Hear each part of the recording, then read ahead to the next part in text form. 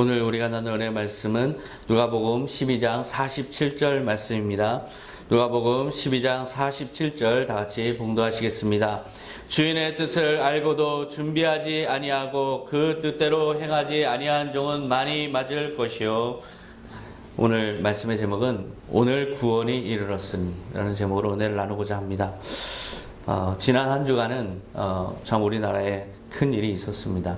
박근혜 대통령이 탄핵되면서 국민들이 참 큰 혼란을 겪고 있는데요. 저는 그 탄핵 사태를 보면서 제가 무엇을 해야 될까? 그리고 저는 선한청지교회 목사로서 또한 이 청지기의 사명을 감당하는 자로서 청지기의 관점에서 이 상황을 좀 봐야 되지 않을까? 그래서 말씀을 준비하게 됐습니다. 박근혜 대통령이 2013년 2월 25일 날 취임식 선서에서 성실하게 대통령의 임무를 수행하겠다 이렇게 선서했습니다. 국민의 뜻을 받들겠습니다. 헌법을 준수하겠습니다. 라고 선서하는 것을 우리가 다 기억하고 있는데요. 지난 10일 날 헌법재판소의 판결 주문을 보면 재임 4년 12일이 지난 시점에서 박근혜 대통령은 파면한다 이렇게 주문을 선고하는 걸 보게 되었어요. 그 내용을 보면 그 근거가 무엇인가 보면 공무원으로서 대통령은 공무원으로서 국민 전체에 대한 봉사자이고 공익 실현의 의무가 있다. 그래서 권력을 국민이 위임했는데 그 권력을 특정인의 이익을 위해서 지위를 이용했다. 이런 근거였어요. 권력을 남용했다는 것이죠. 또 수사를 회피하거나 잘못을 시정할 기회를 스스로 거부했다. 즉 헌법 수호 의지가 드러나지 않는다. 개선의 노력이 없다는 그런 근거였어요. 대통령은 국민이 위임한 권력을 받은 만큼 무엇보다 그 엄격한 윤리적 기준이 적용된다는 것을 저는 그날 또 새삼 느끼게 됐어요. 오늘 본문을 보면 주인의 뜻을 알고도 준비하지 아니하고 그 뜻대로 행하지 아니한 종은 많이 맞을 것이요. 우리의 일반인의 상식에 보면 가능할 수도 있는 일이었지만 무엇보다 대통령이라는 그런 직위에는 더 많은 윤리적인 요구가 작용했다. 그 요청이 됐다는 것을 우리가 느낄 수 있는 그런 판결이었어요. 국민의 신임을 배반하면 오히려 더 큰 혹독한 그런 판결, 그런 징계를 받는다는 것을 느끼게 된 것이죠. 누가복음 12장 48절에 보면 무릇 많이 받은 자에게는 많이 요구할 것이요 많이 맡은 자에게는 많이 달라 할 것이니라. 그만큼 책무가 컸기 때문에 그만큼 달라고 하는 것도 요구하는 것도 그렇게 강했던 것을 알 수가 있어요. 저는 한편으로는 안타까우면서도 한편으로는 그런 생각을 하게 돼요. 국민과 더 많이 좀 이야기를 나눴다면 어땠을까? 조금 더 자신의 어떤 그런 입장에 대해서 많이 소통을 했으면 어땠을까? 약속대로 특검을 수용하고 진실 규명을 위한 수사에 보다 더 적극적으로 임했다면 어땠을까? 적극적으로 법리로 반박하고 그냥 부인하는 것이 아니라 부정하는 것이 아니라 좀 더 적극적으로 능동적으로 임했다면 적어도 헌법 수호 의지가 드러나지 않아서라는 그런 근거는 성립되지 않지 않았을까? 저는 그런 점이 좀 아쉽고 그러면서도 유감이라는 그런 생각이 듭니다. 무엇보다 이 건에 대해서 우리가 논한다는 것은 정치적 입장들도 워낙 다르고 또한 국론도 분열되어 있는 상황이기 때문에 그런 민감한 문제들은 제가 오늘 이 시간에 말씀드리고 싶지는 않습니다. 무엇보다 청지기적 관점에서 이 판결의 결과를 보면 박근혜 대통령을 분명히 불의한 청지기로 규정을 하고 있어요. 맡은 자에게는 그래서 자신의 입장도 중요하고 진위도 중요하지만 무엇보다 성실하게 진정성 있게 그런 국민의 뜻에 임하는 그런 태도가 중요하다는 걸 한 번 더 깨달았고요. 이것은 또한 우리에게도 아주 큰 그런 경종을 울리는 그런 판결이라고 할 수가 있어요.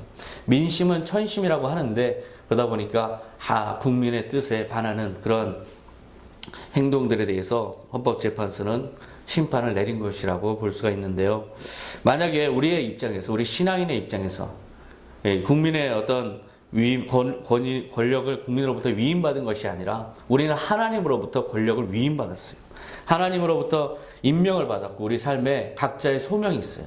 그런 소명을 하나님으로부터 받아든 사람으로서 우리가 하나님의 뜻을 만약에 제대로 따르지 않고 받들지 않고 하나님의 영광을 위해서 최선을 다하지 않는다면 우리도 언제든지 그런 선고를 받을 수 있는 것이라는 걸 다시 한번 그 마음 무겁게 깨달았어요. 하나님의 통치권, 하나님의 주권을 수여하려는 진정성 있는 의지와 태도가 중요하지 않을까 그런 생각을 하게 됐는데요. 성경에 보면 사울이라는 인물이 나와요. 사울은 하나님으로부터 이스라엘의 최초의 왕으로 임명을 받았던 그런 권한을 위임받았던 왕이에요.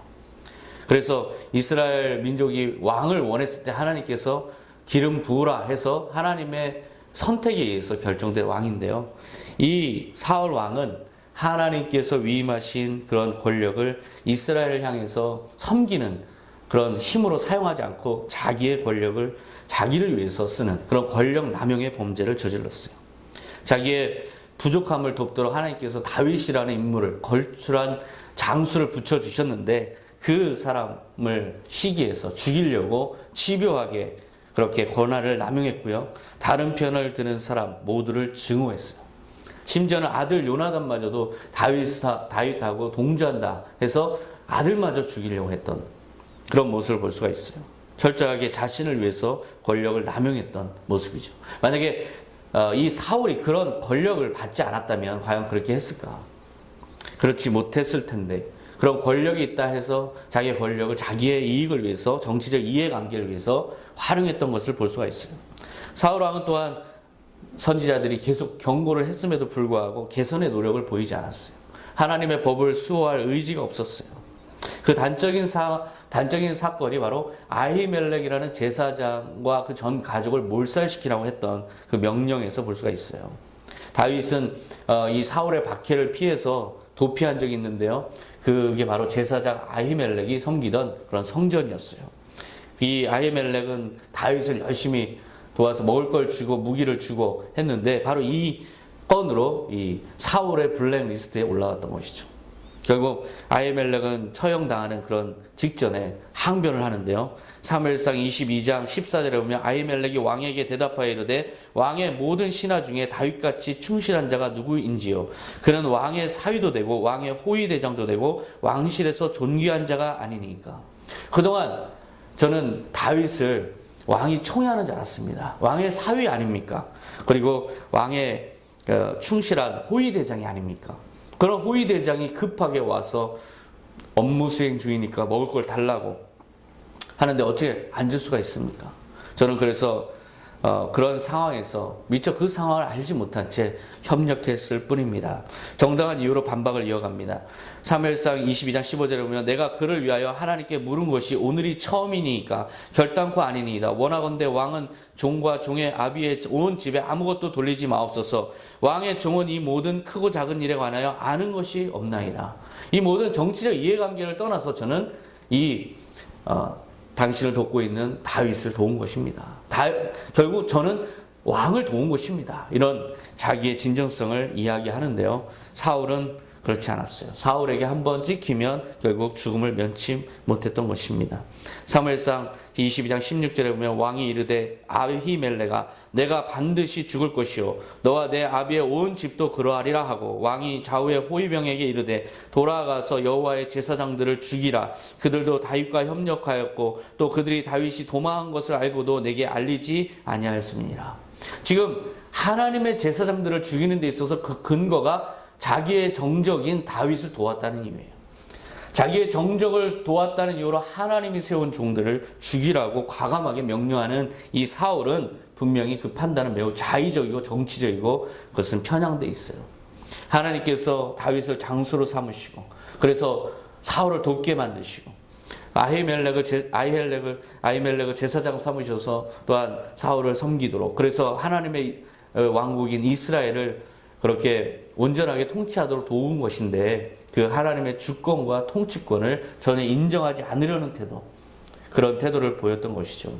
하나님의 법을 수호할 의지가 없는, 전혀 없는 그런 모습을 하나님에게 보였어요. 사울은 오직 자기 중심적인 그런 상황 판단을 했고 결국 자기 멋대로 권한을 행사한 왕이었어요. 나중에 신하들이요, 이 아히멜렉에게 제사장들을 죽이는 것을 싫어했어요. 저는 못 죽이겠습니다. 어떻게 여호와의 제사장들을 저희가 죽입니까? 그랬더니 억지로 시켜서 결국 죽이고 마는 그런 사울 왕. 사실 하나님은 이 사울 왕을 이미 탄핵하기로 결정한 상태였어요. 사무엘상 15장 21절에 보면 내가 사울을 왕으로 세운 것을 후회하노니 그가 돌이켜서 나를 따르지 아니하며 내 명령을 행하지 아니하였습니다. 이렇게 이미 사울을 탄핵하기로 결정한 상태였습니다. 결국 사울은 자신의 범죄에 대해서 회개하지 않고 돌이키지도 않고 나중에 결국은 블레셋과 맞붙은 길보아 전투에서 자기가 위기에 처해서 죽을 위험에 처했을 때조차 마지막까지도 입을 열어서 하나님께 도와달라고 기도하지 않았어요. 주님, 이스라엘이 여기서 끝나는 것입니까? 주님, 주님께서 세우신 기름 부으신 제가 여기서 회개합니다. 주님, 이제라도 마음을 돌이킵니다. 이스라엘을 위해서 저를 살려주시고 제가 다시 제 스스로를 갱신해서 하나님의 영광을 위해서 섬기겠습니다. 그런 기도조차 하지 않고 결국 스스로 자기 칼을 뽑아서 자결하고 말았어요. 끝까지 하나님 앞에서 자기의 마땅한 의무를 거부한 모습이죠. 그런 왕이었어요. 철저히 자기 멋대로 권력을 휘두른 자였어요. 주권자 하나님에 의해서 그래서 끌어내려진 왕. 그래서 제가 말씀에서 가끔 언급하는 이 사울 왕은 불의한 청지기의 전형이라고 할 수 있는 구약의 인물이에요. 그래서 자주 언급하게 되는 것이죠. 이 사울 왕을 보면 권력을 자기 자신의 이익을 위해서 남용한 그런 대표적인 그런 불의한 모습을 보였어요. 또한 잘못을 뉘우치고 개선할 의지가 전혀 없는 그런 모습. 그래서 이러한 리더십에 대해서 사람들도 저항했지만 하나님도 맞서서 이 사울 왕과 싸우신 것입니다. 바로 이러한 모습, 이것은 불의한 청지기의 전형이라고 할 수 있어요. 예수님께서도 그러한 모습을 가진 서기관들과 바리새인들과 싸우신 적이 있어요. 예수님은 강하게 불의한 청지기들에 대해서 정죄를 서슴지 않으셨는데요. 마태복음 23장 25절에 보면 화 있을진저 외식하는 서기관들과 바리새인들이여 잔과 대접의 겉은 깨끗이 하되 그 안에는 탐욕과 방탕으로 가득하게 하는도다. 하나님께서 주신 권력을 가지고 종교 권력을 가지고 하나님의 법을 누구보다 성실하게 준수하고 백성들을 하나님께 인도해야 할 자들이 그 위임받은 권력을 자기의 방탕을 위해서만 사용하는 것, 이것을 주님께서는 질책하신 것입니다. 바로 그 탐욕과 방탕은 그들이 얼마나 권력을 남용하고 있는지를 보여주는 것입니다. 마태복음 23장 33절에 이 뱀들아 독사의 자식들아 너희가 어찌 지옥의 심판을 피할 수 있겠느냐. 이제 너희 집이 버림받아 황폐해질 것이다. 하나님을 두려워하지 않고 더 이상 개선의 여지를 볼 수 없는 권력에 취해서 개선의 의지가 전혀 없는 자들을 향해서 주님께서는 심판을 경고하시면서까지 강력하게 돌아와라 외치신 거예요. 맡은 바 책무인 영혼구원의 사명을 그들은 완전히 내던진 사람들이었어요. 마태복음 23장 13절을 보면 화 있을진저 외식하는 서기관들과 바리새인들이여 너희는 천국 문을 사람들 앞에서 닫고 너희도 들어가지 않고 들어가려 하는 자도 들어가지 못하게 하는도다. 완전하게 하나님의 통치권에 저항하는 바리새인들의 모습을 보여주는 말씀이죠. 하나님의 나라를 완전히 등진 사람들이었어요. 그래서 영혼구원의 사명을 완전히 저버린, 그래서 주님께서는 이 바리새인들과 서기관들을 불의한 청지기의 전형, 그런 신약에서의 불의한 청지기의 전형으로 삼으셨어요. 예수님께서 이렇듯 돌이켜라 그렇게 강력하게 경고했음에도 불구하고 이 사람들은 결국 예수님을 십자가에 못 박는 데까지 예수님을 잡아 달았던 그 사람들이 바로 이 바리새인들이에요. 서기관들이죠. 불의한 청지기의 전형, 이런 사람들을 보면 예수님께서 그렇게 경고했음에도 불구하고 결국 회개치 않는 모습을 보여요. 돌이키지 않는 것이죠. 그들이 많은 사람들이 왜 불의한 청지기로 전락하고 말까요?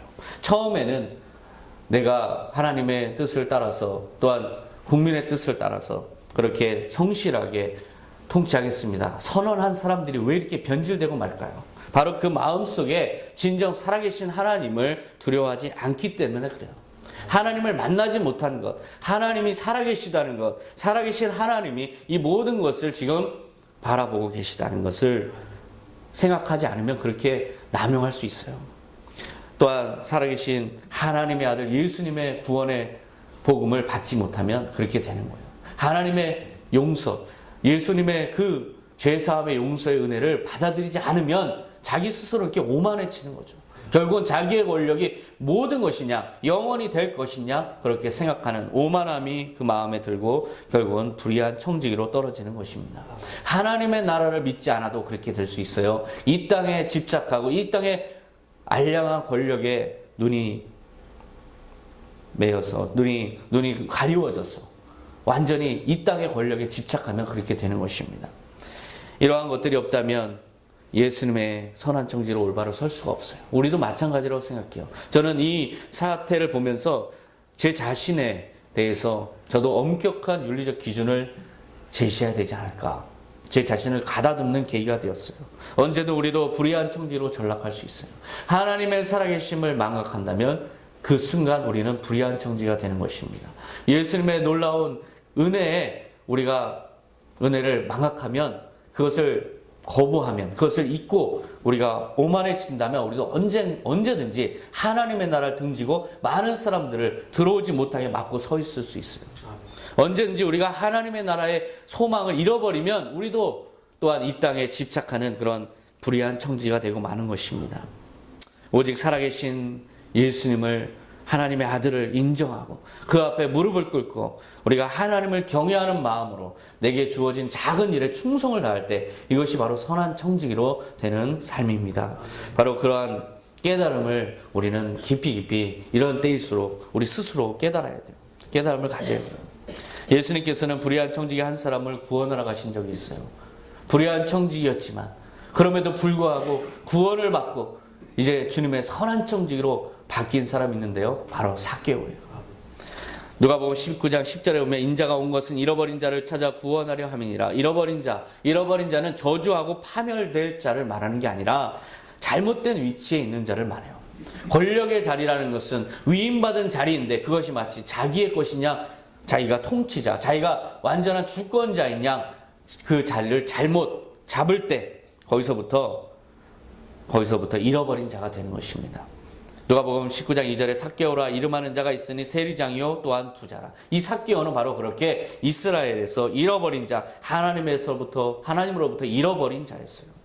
삭개오는 로마 정부의 세리장으로서 로마의 권력을 등에 업고 엄청난 부를 쌓았던 사람입니다. 그 많은 재산만큼이나 삭개오는 자기 이익을 위해서 권력을 남용했던 사람이에요. 당시에 로마는 식민지 지역에 각 식민지마다 세관에 일정량의 세금을 할당해 놨어요. 그 세리장은 그 일정량을 로마의 정부에 바치고 나면 나머지를 자기가 착복할 수 있어요. 그러다 보니까 자기 동족에게 몇 배나 더 되는 그 세금을 자의적으로 부과해서 그만큼 많은 세금을 걷어들이고 그리고 그 나머지를 바치고 남는 걸 착복해서 부를 쌓았던 사람이 바로 이 삭개오고 세리들이었어요. 그러다 보니까 동족들은 이 사람들을 향해서 매국노다, 강도라 비난하는 그런 사회 분위기였어요. 사람들은 죄인으로 이 세리를 죄인으로 정죄하고 상종하지 않았고요. 그들은 철저히 배척당한 사람들이었어요. 신변도 위협받고 항상 그렇게 불안한 상태에서 이웃과 완전히 등지고 살았던 사람들이었어요. 상황이 이러다 보니까 삭개오 같은 세리들은 자기 스스로가 이제 아예 더 치부의 길을 나서는 사람들이 많았어요. 로마 정부에 더 열혈로 앞잡이 노릇을 했던 사람들이 많았어요.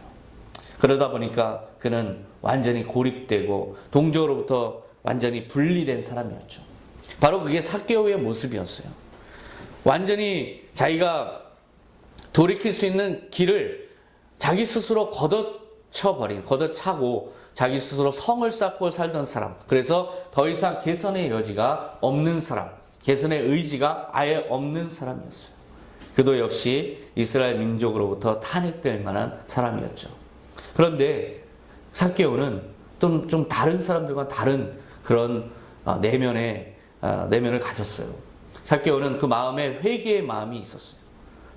자기 자신이 이렇게 사는 것이 너무나 수치스럽고 한편으로는 자기 스스로를 보호하기 위해서 그렇게 치부의 길로 나섰지만 시간이 흐르면서 인생이 깊어지면서 인생의 통찰이 깊어지면서 내가 이렇게 살아 무엇하나 하는 생각이 들었어요. 죄책감도 들었고 고민도 많았어요. 아무리 돈이 좋다 해도 더 이상 행복이 아니라는 생각이 들었어요. 공동체로부터 거부되고 이웃으로부터 배척당하는 자기의 삶을 완전히 이 소외된 삶은 무가치한 삶이다. 이것은 더 이상 이렇게 살아서는 안 된다는 마음이 한편으로 있었어요. 유대교로부터 죄인으로 정죄받은 이 삭개오는 더 이상 하나님을 아버지라 부를 수 없는, 그래서 영원한 생명에 불안이 있음에도 불구하고 그것을 채울 수 없는 그런 갈급함이 가득했던 사람이었어요. 예수님은 이 이스라엘의 탕자, 이스라엘 민족의 탕자인 삭개오에 주목하셨어요. 그래서 예수님께서는 이 삭개오를 구원하기 원하셨는데요. 삭개오의 귀에 하나님의 아들의 소문이 들려왔어요. 많은 사람들이 이 사람을 하나님의 아들이라고 부르고 또한 직접 죽은 자를 살려내시기도 하고 또한 무리를 걷기도 하시고 그리고 병자를 낫게 하시고 그렇게 많은 일들을 행하셨다 하는 소문이 들을 때마다 정말 이분이 하나님의 아들이 아닌가라는 그런 생각이 들었어요. 그런데 무엇보다 그 귀에 솔깃했던 것은 세리였던 마태를 제자로 삼으시고 그 죄인들의 친구가 되어주셨다는 거예요. 그 어떤 잘못을 한 사람도 어떤 죄인이라도 주님께서 용서하시고 주님께서 친구 삼으신다.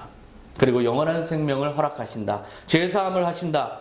죄사함을 주신다. 이런 소문을 듣고 이 삭개오는 예수님을 꼭 만나고 싶다는 그런 열망이 생겼어요. 그러던 중에 여리고에 오신다는 소문이 돈 거예요. 많은 사람들이 예수님을 기대하고 예수님을 만나고 싶어하는 그 열망이 있었는데 이 삭개오도 그 중에 한 명이었어요. 그래서 예수님이 온다는 그 소문을 듣고 그쪽으로 달려갔어요. 이 달려감에 있어서는 고민이 없었어요. 바로 즉시 그는 달려갔어요.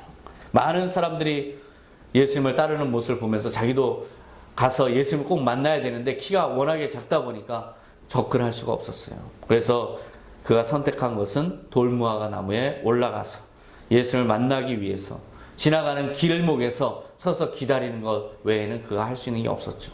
그런데 예수님께서 다가오신 거예요. 다가오셔서 누가복음 19장 5절에 보면 예수께서 그곳에 이르사 쳐다보시고 이르시되 삭개오야 속히 내려오라 내가 오늘 내 집에 유하여야 하겠다 하시니 그렇게 죄인의 친구요 영원한 생명을 허락하시고 모든 죄를 용서해 주신다는 하나님의 아들이 자기에게 찾아오신 거예요. 하나님은 그렇게 주님은 그렇게 죄인에게 찾아오시는 분이라는 것입니다. 그리고 또한 삭개오의 이름을 불러주시는데요. 바로 이 삭개오야 하는 그 이름을 들은 자는 주님께서 말씀하시듯이 듣는 자는 살아나리라 하신 그 말씀처럼 그 심령이 삭개오야 이름을 부르는 순간에 자기가 하나님의 호명을 받은 그 기쁨으로 가득 찼어요. 또한 그는 예수님께서 너의 집에 오늘 내가 너의 집에 머물겠다 하는 이야기를 듣고 하나님의 아들이 우리 집에 임하는구나.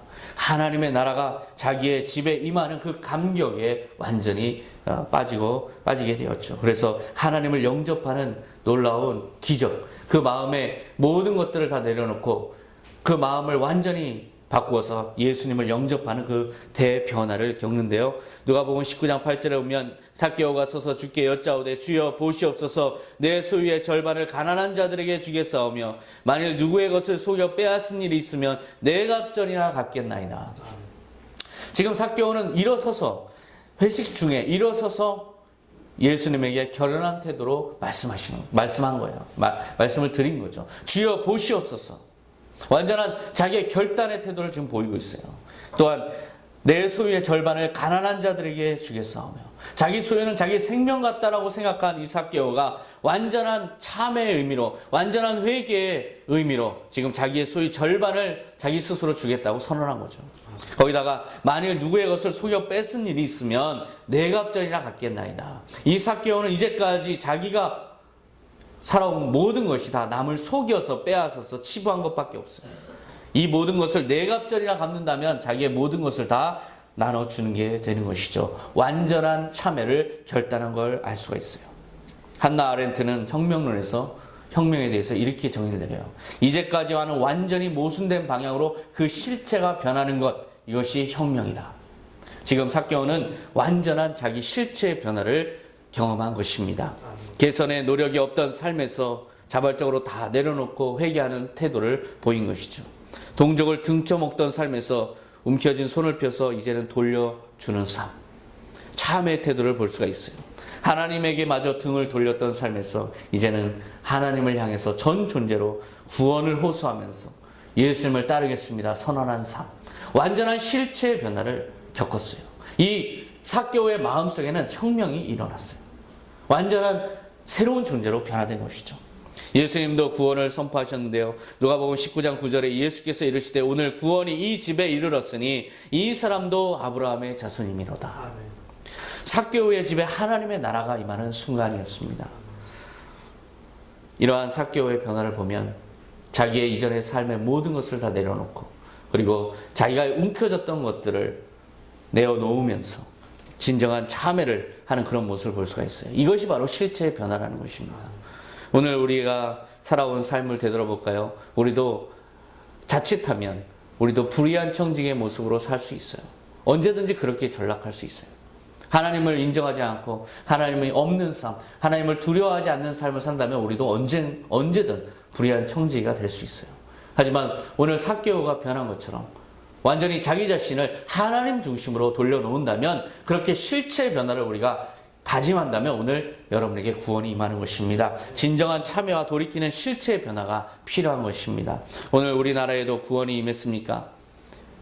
만약에 우리나라가 온전히 새롭게 변화되기 위해서는 변화되어야 한다면 그것은 진정한 참여와 완전히 돌이키는 내적 혁명에서부터 시작되는 것입니다.